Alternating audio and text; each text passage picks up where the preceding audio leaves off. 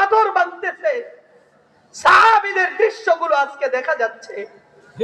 ও বাবা, এই দৃশ্য দেখার পরেও যদি কোন মুসলমানের ভিতরে নাড়া না দেয়, বুঝতে হবে তার ভিতরে ঈমান বলতে কিচ্ছু নাই।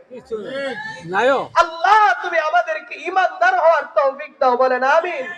ও বাবা, ঈমানদার যদি হতে পারি, ঈমান যদি ভিতরে জাগাইতে পারি, যেভাবে সাহাবীদেরকে আল্লাহ সাহায্য করছে, আমাদেরকেও আল্লাহ সাহায্য করবে। কথা কোন ঠিক কি না?